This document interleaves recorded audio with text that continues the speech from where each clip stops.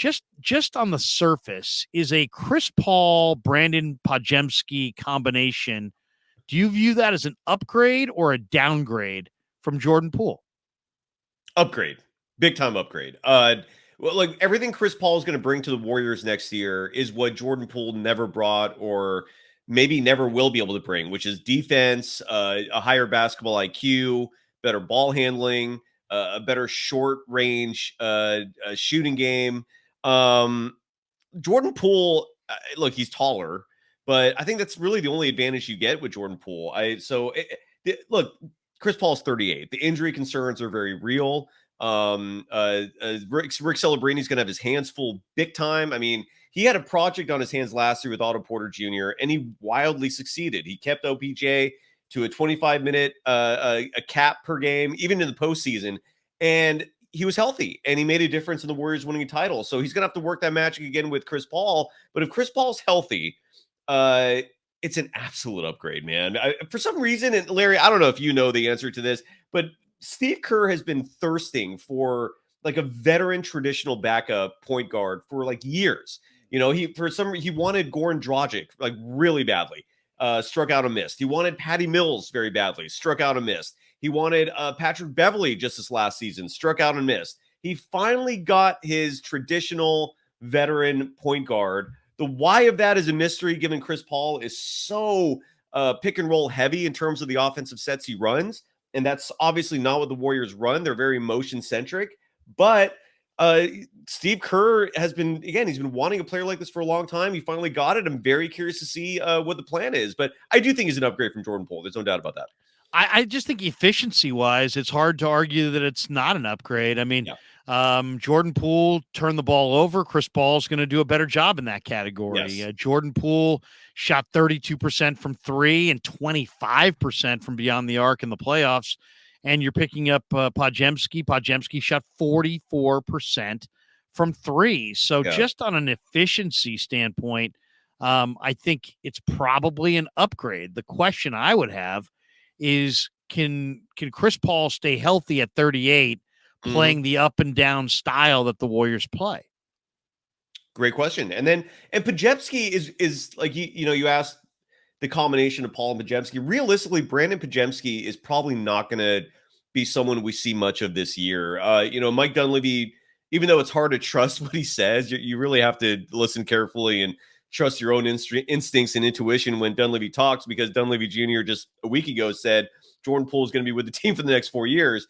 And like 3 days later, he's gone. So, but Dunleavy did say not to expect much from rookies, to tamper expectations. And in all honesty, given the Warriors are in this for a fifth title in 10 years this year, I don't expect Brandin Podziemski to be anyone significant. The second round pick, Trayce Jackson-Davis, that could be a different story, because that's someone who played 4 years in college. That's someone who his skill set, it's simple. What he does is rebound. He blocks. It's not overly complicated what they need from him. Whereas with Podziemski, you're involving a rookie in a very complicated offense. So I'm excited about Trayce Jackson-Davis, man. Our mutual buddy Damon Bruce, the way he hyped him up, and he watched him probably closer than anyone else in the Bay Area this past year as a Hoosiers fan. He's pumped. So if he's pumped, I'm stoked too, man. So yeah, the only thing I'll say is, Damon was saying he had alligator arms. The guy has a 7'2" reach, so it's the opposite. He actually has long arms. But let's talk about Podziemski for a second, because I think he's really interesting. He's a Greenfield, Wisconsin guy who went to St. John's Northwestern Military Academy for high school, and then went to play for the Illini, sat the bench at Illinois, transferred to Santa Clara, and became the WCC Player of the Year, at least co-Player of the Year. Shared it with Drew Timme. The Warriors said they had him ranked higher. He can shoot, he can pass, he can rebound. He's a playmaker, but he's got some swagger and a ton of fire, and he's a real competitor. And he's a real highly skilled guy. Now he's going to be challenged defensively, but he's a plus team defender. He did lead the WCC in rebounding at 8, almost 9 a game. Incredible. And you can't teach rebounding, and rebounding translates. Dunleavy said he likes his Milwaukee roots. There's a lot to like there. And then, I heard an interview that Larry Harris did, and Larry Harris was like, said that the Warriors were trying to decide between two different guys at 19, and they had options to move back to 20, to 22, even further back, but they feared that he'd be taken around 2021 in front of them, and they really loved him. He said he's an elite shooter, spacing the floor is vital in Kerr's offense. But he went on to say that he loves the kid's grit. He loves the kid's basketball IQ, his passing. He says he plays the game with a huge chip on his shoulder. He talked up his floater game in the lane. He did say he needs to improve his defense and mid-range game and agility, kind of lateral agility. But he said this kid's tough, and he led the WCC in rebounding. And he said he's got a compact, strong body, kind of like a Jalen Brunson. And then what I also loved, he said he's the ultimate competitor, and that you don't have to rev this kid up, that he's ready to go, and that Kerr can rely on his shooting on a nightly basis off the bench. He said he's a better shooter than Dante DiVincenzo, and he kind of referenced how they totally they were won over by him in the interview process when they met him in Chicago at the pre-draft camp. So a lot of interesting comments from both Dunleavy and from Larry Harris on Podziemski.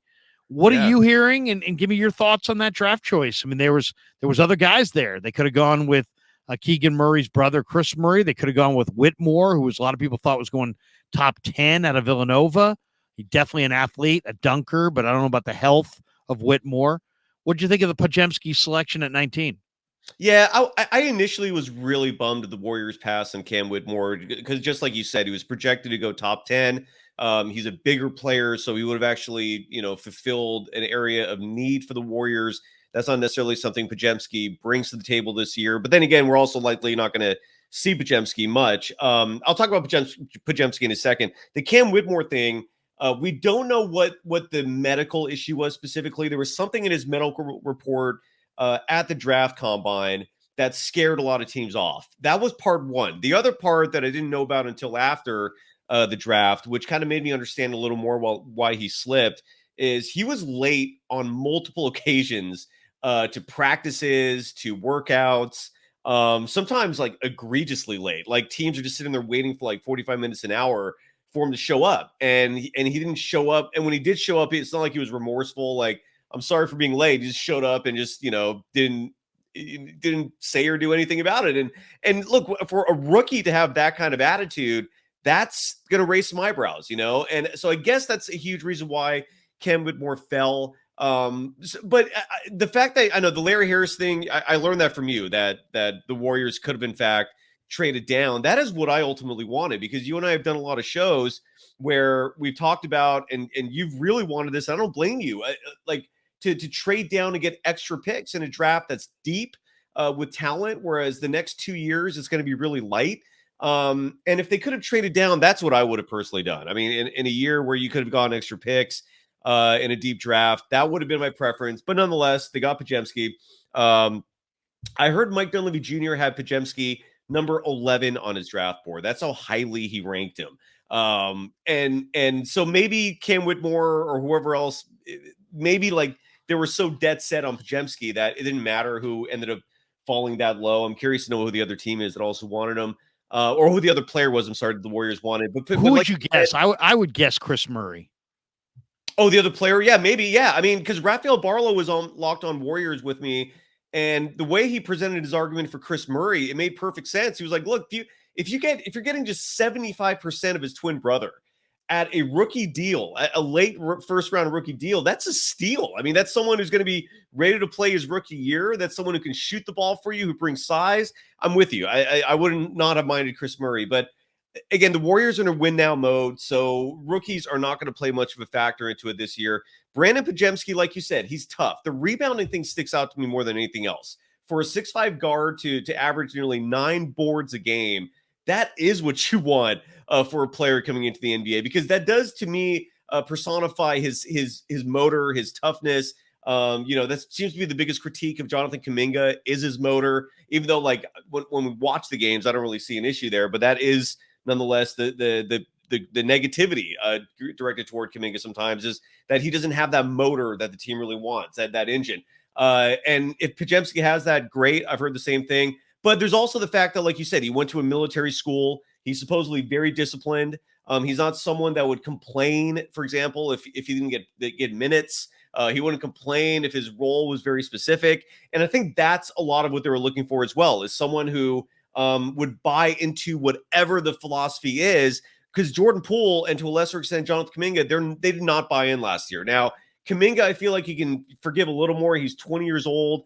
This is someone who in some drafts would have been the number one pick. He just so happened to be in a draft that was incredibly deep, so he fell to number 7. If Kuminga's in the same draft in 2020 as Wiseman, he's the number one pick in that draft. So Kuminga thinks of himself that highly, which is why it's weird that the Warriors drafted him. It's like if you drafted him, you have to play him. Like that's who he is.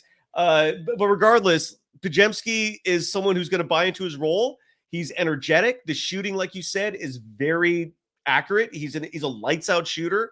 So maybe in year 2, year 3, we'll really see, what he's made of. But for year 1, I'm not anticipating seeing him much. This is all about like the next moves for the Warriors. And I think you and I are going to get into that because we're both pumped.